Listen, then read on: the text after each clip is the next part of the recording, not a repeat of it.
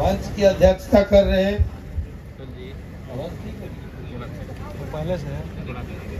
सम्माननीय अध्यक्ष जी,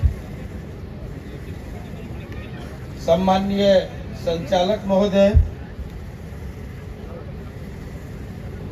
मंचासीन उत्तर प्रदेश जौनपुर के हमारे अनुज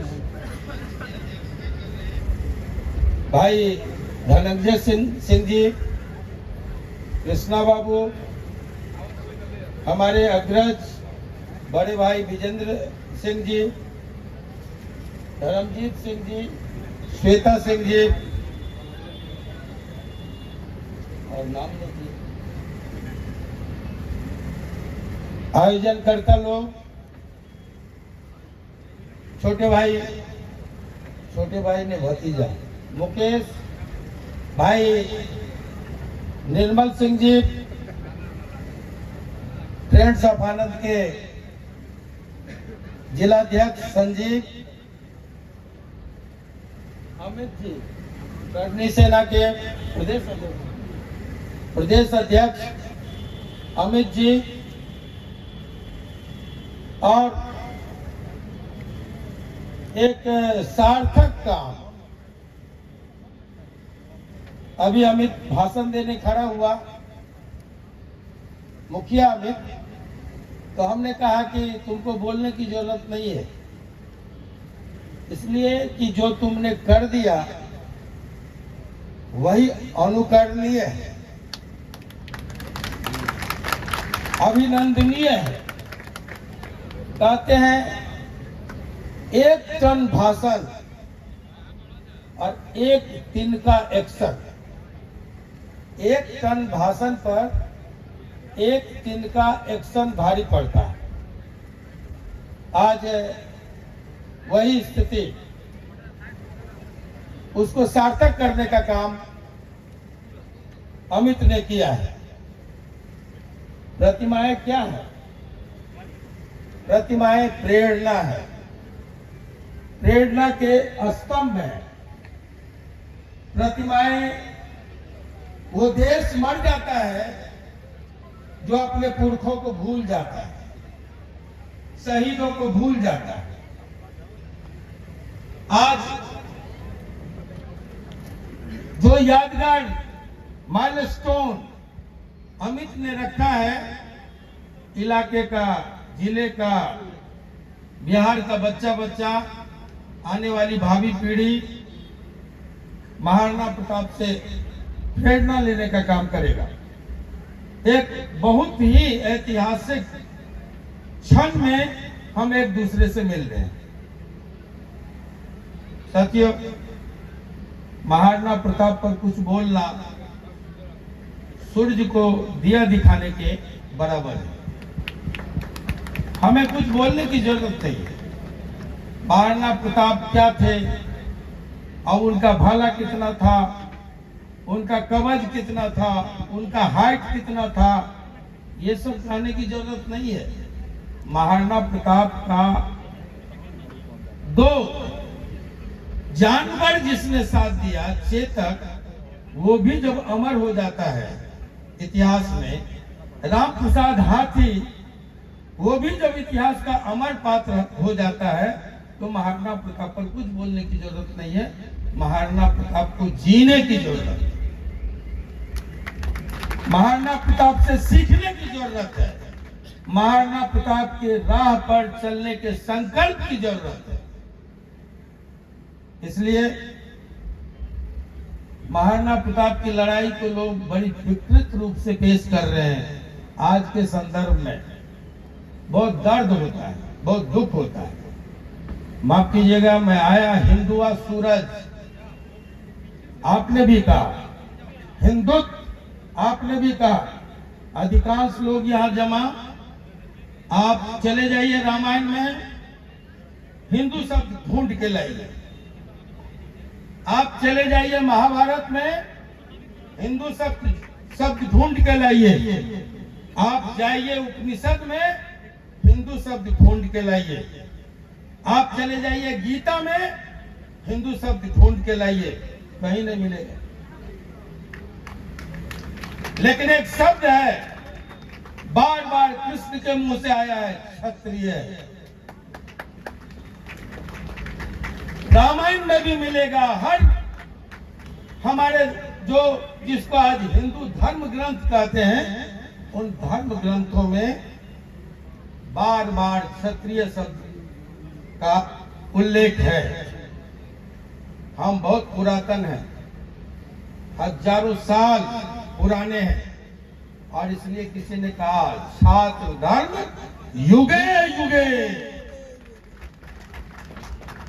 जब मेरी बारी आती है तो सारे हिंदू जपने वाले हर बार हम अकेले खड़े होते हैं। माफ करना, बड़ी कड़वाहट से कह रहे हैं। यह हिंदुत्व के नाम पर एजेंडा चल रहा है कुछ और थोपने का। आज जब उत्तर प्रदेश में आए हैं धनंजय जी, उत्तर प्रदेश में जब हमारा राज है, तो कौन है जो पृथ्वीराज को विजातीय साबित कर रहा है? क्यों कर रहा है? जब देश में हमारा राज है तो क्यों हिंदुत्व का राज है, तो क्यों मीर भोज को कुछ और बताने की कोशिश हो रही है? जिस वंश से हम आते हैं वो तोमर वंश है, अनंगपाल का वंश है। आज उसको भी कुछ और बताने की साजिश चल रही है इतिहास में। क्यों ऐसा हो रहा है? और इस सवाल पर हिंदुत्व के ठेकेदार लोग चुप क्यों है? मेरा सवाल, क्यों चुप है? क्यों नहीं कहते हैं ये गलत हो रहा है? माफ करना, महाराणा प्रताप जब लड़ाई लड़ने निकला था, तो महाराणा प्रताप को साथ हमारे वंश के, तोमर वंश के, ग्वालियर के राजा राम सिंह 100 परिवार हल्दी घाटी में दफन हो गए, कुर्बान हो गए, बलिदान हो गए। लेकिन राजस्थान में भी सुविधा भोगी राजपूत जितने थे, रजवाड़े जितने थे, भाग खड़े हुए। साथ किसने दिया? कप्तान कौन था? हिंदुत्व की बात करने वाले कप्तान था हकीम खान सूर। इसी शाहबाद से आता था उसका खानदान, शेरशाह सूरी का परिवार था, शेरशाह सूरी का वंशज था। उसका हक महाराणा प्रताप का सेनापति हकीम खान सूर और अकबर का सेनापति, बोलना पड़ेगा क्या? कौन था सेनापति? हम ही में से थे। इधर से कह रहा मान सिंह, हमको बोलना भी नहीं चाहते साथियों। और लड़ाई को रंग देंगे लोग हिंदू और मुसलमान का नहीं। जब भी हम राम बनकर निकले हैं, अन्याय के खिलाफ लड़ाई किससे थी? कहना नहीं पड़ेगा, सुनना होगा, मनन करना होगा।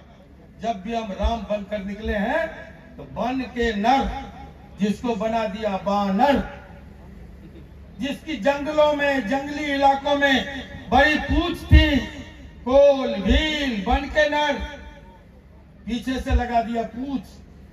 जंगल में उनकी पूछ बड़ी थी, पीछे से लगा दिया पूछ।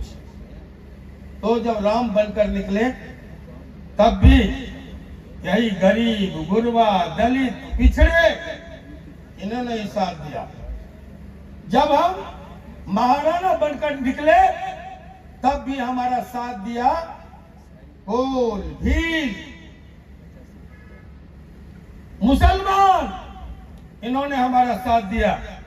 और इसी इलाके से खड़े हुए 1857 के गदर के महानायक बाबू वीर कुंवर सिंह, तब भी उनका साथ दानापुर के यादवों ने दिया, बिया के पासवानों ने दिया, चंभित चमार ने दिया, दुबे जी ने भी दिया, और पीर अली साथ साथ शहीद हो गए, फांसी पर चढ़ गए। पीर अली की कुर्बानी कौन था? कुंवर सिंह का सेनापति, याद कीजिए, उसका भी नाम था करीम खान। बहुत दिन की बात नहीं है, मैं अभी बोल के आया हूं। इस देश में अगर 1857 नहीं होता, तो उसकी प्रेरणा से 1942 नहीं होता, और अगर 1942 नहीं होता तो 1947 में देश आजाद भी नहीं होता। और उस आजादी के संघर्ष में हमारे इतिहास को दफन करने की जो साजिशें हो रही है, जो कमजोर करने की, छोटा बताने की साजिशें हो रही है, उस इतिहास में, इतिहास बताता 1857 का कि सबसे बड़ी उम्र का योद्धा, जिसके बारे में कहा जाता है 80 वर्षों की हड्डी में जागा जोश पुराना था, सब कहते हैं कुंवर सिंह जी बड़ा वीर मर्दाना था। तो वो सबसे ज्यादा उम्र का महानायक ब्रिटानिया हुकूमत में 1857 में सबसे ज्यादा भूभाग पर कब्जा जमाया। वहां उत्तर प्रदेश से लेकर बंगाल, आसनसोल तक, और मुल्क में आजादी का परचम लहराया, और सबसे ज्यादा समय तक ब्रिटानिया हुकूमत की छाती पर आजादी का परचम लहराता रहा। उसका नाम था बाबू वीर कुंवर सिंह। लेकिन आज हमें कम बड़ी दुख हुआ जब हम गए, और चाची क्या नाम है उनका, पुष्पा जी रो के बता रही थी कि आजाद भारत में कल ही किस तरह से बूटों से, कुंदों से मार मार के एक स्वतंत्रता सेनानी के परपोते को, कुंवर सिंह के परपोते को, छरपोते को, जो भी हो, उनके वंशज को मार मार के और लाश फेंक दिया गया बाहर। यह आजाद भारत में हो रहा है। इसलिए हो रहा है कि शायद हम मुर्दा हैं। आनंद मोहन तंग किए जाते हैं, तबाह किए जाते हैं, निकलने पर फिर से घेरने की कोशिश होती है, इसलिए कि हमारी जमात मुर्दा है। हमने गुलामी सीख ली है, हमने पट्टा बांध लिया है पार्टियों का, इसलिए साजिशें चल रही है।